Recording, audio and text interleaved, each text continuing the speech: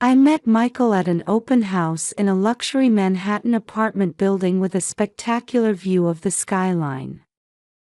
That day, I was prepared to give a perfect property presentation as the seller's real estate agent. The 50th floor penthouse, with its sparkling crystal chandelier, held a special place among my listings. The view of the skyscrapers from the windows was like something out of a postcard. The man who appeared there was an IT executive with an intellectual air about him, wearing glasses.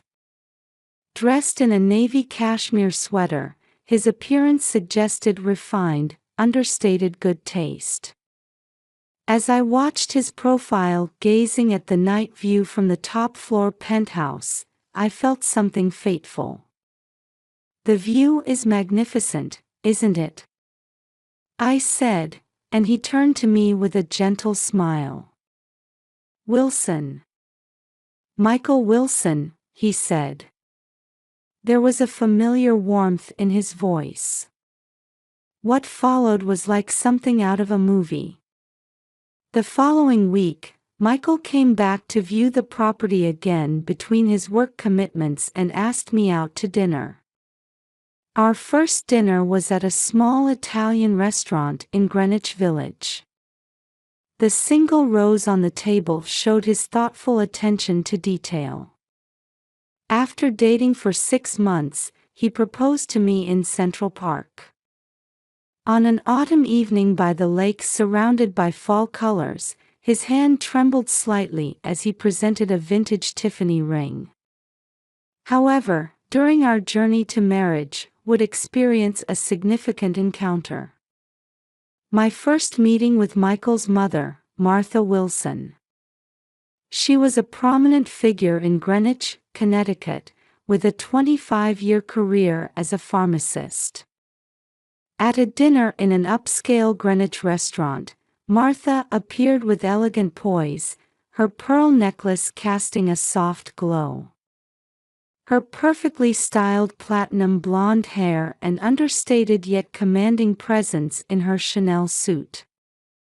"So you're the one making my son happy," she said, with something of a testing tone in her voice. The wedding was held at the historic Christ Church in Greenwich, under Martha's perfect arrangements. She praised me as perfect in my pure white wedding dress. Among the 200 guests, only her gaze seemed to carry some other meaning. Our greatest joy was the birth of our son, Ryan. At Greenwich Hospital, he was like an angel with his blonde curls and big blue eyes. Michael made time between work to visit the hospital, cherishing our time as a family of 3. My mother-in-law visited almost daily to help care for her grandson. On the surface, it was a picture of perfect happiness. However, an unexpected event disrupted those happy days. It happened at Ryan's first birthday party. Shortly after eating a specially ordered organic cake, Ryan's condition suddenly changed.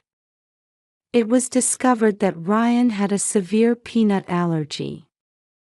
At Greenwich Hospital, where he was rushed by ambulance, we received strict warnings from the doctor. My mother-in-law's words from that time still ring in my ears. "My son Michael never had anything like this." I clearly detected the accusatory tone hidden in those words. Since then, our lives changed dramatically. We became vigilant about managing Ryan's allergies, always carrying an EpiPen and carefully checking meal contents. We submitted detailed instructions to the school and had multiple meetings with his teachers. While maintaining seemingly harmonious weekend dinners, the advice from my mother-in-law kept increasing. During family picnics at Todd's Point or trips to the Bruce Museum, her words pierced me mercilessly. "April, Don't you think your parenting is a bit overprotective? If it were me, I would do things differently. Raising Michael was much simpler. Though I felt uncomfortable with my mother-in-law's words, I tried to show respect for my husband's mother. Michael would always try to calm me down, caught in the middle, saying, "Mom means well." One morning, while I was preparing breakfast in the kitchen, the doorbell suddenly rang. Through the monitor, I saw my mother-in-law with her perfectly set hair and Chanel tweed jacket. "Good morning, April." Ignoring my surprise at the unannounced visit, Martha stepped into the house after removing her shoes. In her hand was a shopping bag from the luxury department store Saks Fifth Avenue. "I'm going to make Ryan's lunch box today." I was momentarily speechless at those words. At the table, Ryan's eyes widened at his grandmother's sudden visit as he ate his cereal. "But Martha, Ryan's meals." "It's fine. I was a pharmacist for 25 years. I'm well versed in allergies." My mother-in-law began taking out ingredients from the Saks bag with practiced movements. Organic vegetables and various high-end ingredients. Everything seemed perfectly selected. "Ryan, Grandma is going to make you a special lunch box. A lunch box full of Grandma's love. You'll surely like it." I sensed a strong will in my mother-in-law's tone. Michael had already left for work, and I had to make the decision alone. "I had a sales meeting in an hour. If anything concerns you, please contact me immediately." She nodded with an elegant smile when I said this. "Of course, April. You worry too much." That afternoon, on the way back from North Street Elementary School, Ryan, usually full of energy, was strangely quiet. Something seemed different about my son sitting in the passenger seat. "Was lunch delicious?" I casually asked while checking his expression in the car mirror. Ryan showed a serious expression while trying to hide his lunch box behind his back. "I didn't eat it." "Why? Were you feeling unwell?" "No." "Then why?" "You'll understand if you eat it." The weight in those words froze my heart. It was the first time my 8-year-old son had shown such a serious expression. After returning home, Ryan took his lunch box to his room without washing it and fell asleep earlier than usual. That night, I stood in the dark kitchen. My son's words, "You'll understand if you eat it," kept echoing in my head. When I turned on the kitchen light dimly, I noticed the lunch box placed beside the sink. As I reached for it, I noticed my fingertips were trembling slightly. The moment I opened it, my heartbeat accelerated rapidly. A perfect-looking lunch box. But that faint smell wafting from it. I had smelled it before, on that terrible birthday when Ryan collapsed. With trembling hands, I checked inside the lunch box and discovered a small gap in the bottom. Hidden there was a small glass bottle. The label clearly read, "peanut oil." In my mind, all the pieces rapidly fell into place. My mother-in-law's sudden visit. The too-perfect preparation. My son's change in behavior. And now, this evidence. I reached for my smartphone and dialed 911 without hesitation. The operator's voice echoed on the other end. I'm reporting an attempted murder. My voice was steadier than I had expected. While reporting to Greenwich Police, images of my son's smile kept appearing and disappearing in my mind. Unable to determine if this was reality or a nightmare, I secured the evidence and waited for events to unfold.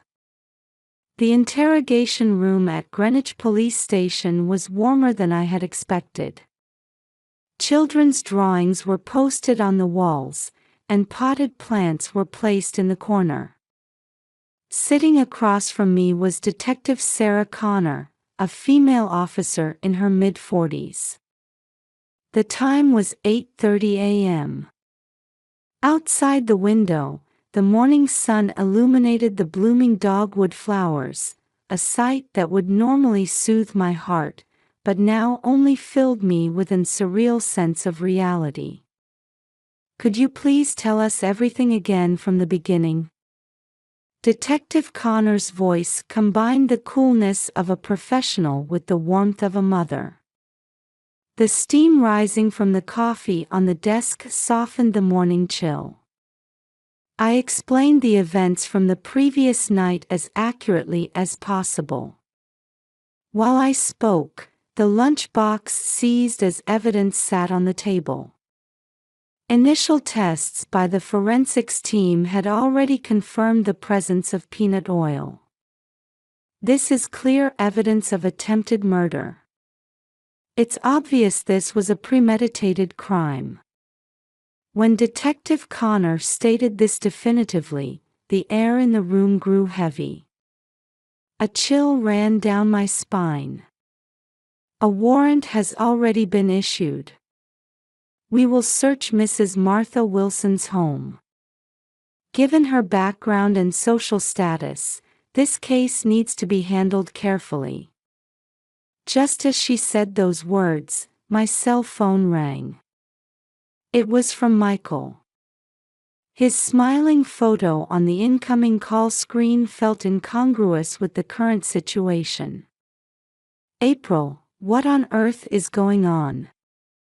I heard the police are at Mother's house. My husband's voice was filled with confusion, anger, and deep sadness. I could hear the commotion of his office in the background. Michael. I'm sorry. But this was necessary. Mother tried to. Ryan. That's impossible. There must be some misunderstanding. Michael's voice trembled on the other end of the phone. My heart wavered at the sight of my usually calm husband becoming so distraught. At Martha's mansion in Greenwich's upscale residential area, the search had already begun. Several police vehicles were parked outside the imposing white colonial-style building. In the well-maintained front yard, tulips bloomed brightly, as if unable to comprehend the situation. I could see neighbors peering through their windows. Housewives in jogging wear altered their usual morning exercise routes to pass by this house. The search results confirmed our worst fears. A diary discovered in the study drawer detailed the entire plan. An expensive leather-bound diary. The cruel plans written within were completely at odds with the elegant appearance of this mansion. To protect the perfect bloodline, imperfect beings must be eliminated. Utilizing knowledge as a pharmacist. Detailed study of allergic reaction progression. Methods that leave no trace. I read through the words written in Martha's meticulous handwriting with trembling hands. Records of peanut oil purchases, detailed research notes on allergic reactions, and ominous notes suggesting future plans. Every character was written in perfect handwriting. The detective present at the search quietly told me, This is evidence that can no longer be dismissed as coincidence or negligence. When I returned home, media had already begun to gather. A reporter from the local Greenwich Time had their camera ready at the front door. I walked silently toward the entrance amid camera flashes. My hair, which I would normally have perfectly arranged out of concern for neighborhood reputation, was now disheveled. In the living room, child psychologist Dr. Rachel Brown had just finished a session with Ryan. Her sincere gaze calmed my heart. "Your child has suffered deep trauma. But thanks to your quick response, the worst was avoided. Ryan is a strong child. And you are a wonderful mother." Those words brought tears to my eyes unexpectedly. "It's okay, Mom. I'm strong." Ryan comforted me in a small voice from the sofa. His mature attitude made my heart feel like it would burst. An indescribable anger welled up inside me at the reality that an 8-year-old child had to worry about his mother this way.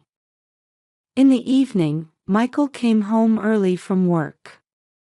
His eyes were bloodshot, and his shoulders hung heavy. His usually well-ironed shirt was full of wrinkles today.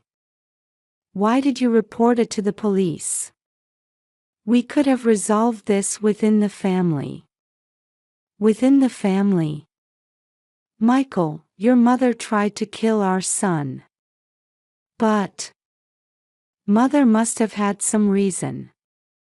She loved us. At least, that's what I believed." The discussion continued late into the night. Our conversation was sometimes filled with anger, sometimes sunk in sadness. Outside the window, the night darkness deepened. On the mantel decorated with family photos, the clock ticked away mercilessly. And the next morning, news that would shake Greenwich arrived. The arrest was quietly executed at Martha's home. She maintained her elegant demeanor until the end. Her perfect appearance with pearl necklace and Chanel suit. However, in her eyes, there was a cold light I had never seen before. Her words at the time of arrest would be repeatedly featured in the media. "I did nothing wrong. I only tried to perfect what was imperfect. This is love. Perhaps twisted love, but love nonetheless." As her pearl necklace gleamed in the morning sun, Martha got into the police vehicle. While neighbors watched with shocked expressions, her figure gradually grew smaller. Housewives in gardening gloves paused their flower bed maintenance to watch this scene. That afternoon, an article was published on the Greenwich Time website, and it quickly spread through social media, attracting national attention. Our peaceful life seemed completely shattered. However, even in that darkness, there was a ray of light. Support from the church community, warm messages from the school, and above all, our family bonds growing stronger through this ordeal. The pastor at Christ Church included us in the Sunday Mass prayers. At night, in Ryan's bedroom, while watching my son's sleeping face, I made a quiet vow. "I will protect you no matter what. I will never let anyone harm you again." The Stanford Superior Court courtroom was a space that exuded weighty history. Mahogany wood benches, windows reaching to the ceiling, and the solemn atmosphere surrounding the judge's bench. I stood at the witness stand, preparing to testify about the incident. "Will the witness please be sworn in?" The clerk's voice echoed in the silent courtroom. As I raised my right hand, I glanced at my mother-in-law. Martha sat in the defendant's seat, maintaining her perfect posture as always. Dressed in a pastel pink Chanel suit, her expression remained unchanged. "What time did you check the contents of the lunchbox?" Prosecutor James Morrison began his questioning in a calm tone. Behind him, the jurors were taking notes earnestly. Around 11 p.m. I could tell my voice was trembling slightly. "And why did you wait until that time?" My son said, "You'll understand if you eat it." Those words bothered me. As I continued my testimony, I observed the expressions of those gathered in the courtroom. The reporters, the spectators, and my husband Michael. He sat in the front row, head bowed. After that, the results of the psychiatric evaluation were presented. A detailed analysis by Dr. Sarah Watson, a psychiatrist at Greenwich Hospital. The defendant shows severe obsessive-compulsive personality disorder. Her perfectionist tendencies are extremely strong, affecting her family relationships. In court, evidence was presented one after another. Martha's diary, purchase records, and numerous messages left on my cell phone. Everything supported the premeditated nature of the crime. Allow me to present the prosecution's view regarding the defendant's motive. Prosecutor Morrison stood up. This is a tragedy born from a twisted obsession with the perfect family image. The defendant viewed her grandson's allergies as an imperfection and tried to correct it. The defendant, with 25 years of experience as a pharmacist, should have understood better than anyone the lethality of anaphylactic shock from peanut allergies. I had a chance to exchange words with Michael in the hallway. His eyes showed deep fatigue. "April, maybe I always knew about Mother." "What do you mean?" "Since childhood, Mother demanded perfection in everything.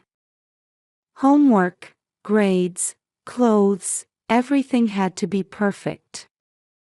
Michael's confession revealed truths that had been invisible until now. Before returning to the courtroom, we shared a long embrace. In the afternoon court session, the defense presented their arguments. Martha's lawyer, Stephen Greenberg, attempted to emphasize the influence of mental illness. My client acted out of love for her grandson. While her methods were wrong, her motivation was love. However, that argument failed to move the jury. On the final day of the 7-day trial, the time for verdict arrived. The jury's verdict is unanimous. The defendant, Martha Wilson, is found guilty of attempted murder, child abuse, and attempted injury through use of dangerous substances. The defendant is sentenced to 10 years in prison. When the verdict was delivered, a murmur ran through the courtroom. Martha maintained her expression until the end, silently gazing at her son Michael. That night, we had dinner together as a family. On the table was a warm meal I had prepared. Ryan was enjoying his meal wholeheartedly for the first time in a long while. "Mom, this stew is delicious." Those words brought tears to my eyes. Michael silently held my hand. In our bedroom, we talked for a long time about what lay ahead. Finding a new form for our family, healing our son's emotional wounds, and rebuilding our relationship as husband and wife. Let's get through this together. I nodded quietly at Michael's words. Outside the window, rain began to fall on Greenwich. The sound was like a blessing for our new beginning. From tomorrow, we would take one step forward at a time.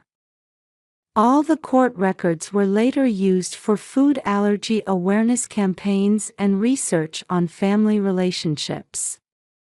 Our experience became a lesson to prevent someone else's tragedy.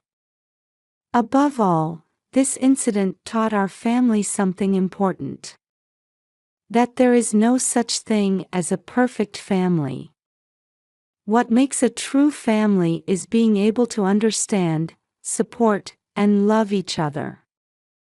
On a peaceful spring morning, 1 year after the incident, we were having breakfast in our new Greenwich home's kitchen.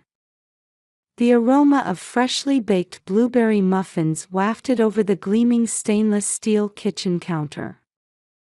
"Mom, I'm looking forward to today's field trip lunchbox." Ryan's cheerful voice echoed through the kitchen. Now in 3rd grade, his fearful expression had been replaced by a confident smile. After the incident, we moved to a different area of Greenwich. A house on a small hill overlooking the sea near Todd's Point. The fresh air symbolized our new beginning. "I'm off to school." As we watched Ryan bound out energetically with his backpack, Michael placed his hand on my shoulder. "He's really a strong kid." My husband's voice mixed pride and relief. Indeed, our family had changed greatly over this past year. The incident became a catalyst for changing society's awareness of food allergies. I started a local support group called Safe Table Initiative, helping families with similar concerns. Many families from across Connecticut now attend our monthly meetings. "April, could you check tomorrow's meeting materials?" Michael handed me some documents. He too was now actively involved in food allergy awareness activities. Alongside his IT company work, he had begun developing an app for finding allergy-friendly restaurants. In the afternoon, I gave a lecture at Greenwich Hospital's pediatric department. Doctors and nurses in white coats listened intently. Food allergies are not just a matter of constitution. They can sometimes become trials that test family bonds. However, with proper understanding and support, they can always be overcome. After the lecture, a young mother approached me. In her arms slept a baby about 6 months old. "Mrs. Wilson, hearing your story gave me courage. My son also has severe allergies." I nodded deeply at her words and invited her to join the support group. No one should have to struggle alone. Evening, at the support group meeting in Christchurch. About 20 families had gathered in the church hall. If our experience can help someone. I conducted the meeting with this hope in mind. We occasionally hear about Martha in the news. She reportedly continues to justify her actions in prison. However, the fear and anger I feel when encountering such reports have gradually faded. We don't seek revenge. Only to prevent the same mistakes from being repeated. That was the answer we arrived at. At night, in Ryan's bedroom, I listened to his stories about today's field trip. The school excursion to the Bruce Museum seemed to have been very enjoyable. "Hey Mom, when I grow up, I want to be a doctor who researches allergy medicine." Those words made me spontaneously hug my son tightly. My child who was hurt, frightened, yet continued to face forward. The desire to help others that had sprouted within him. Perhaps that was the most precious gift this ordeal gave us. The next morning, I was up early tending to vegetables in our small backyard garden. The smell of soil, the gleam of morning dew, the chirping of birds. Everything teaches us the preciousness of life. Did you see this morning's news? Michael came to the backyard with his tablet. The screen showed news about the passage of a new bill on food allergy measures. Our activities are bearing fruit little by little. Looking up at the sky while tilling the soil, I saw maple leaves swaying in the wind under the clear blue sky. As if announcing the beginning of a new season. Indeed, perhaps there is no such thing as a perfect family. But a relationship where we can acknowledge each other's imperfections and support one another. We learned that this is what makes a true family. And now, we are about to take another new step forward. Watching Ryan grow, healing wounded hearts, and becoming help for more people.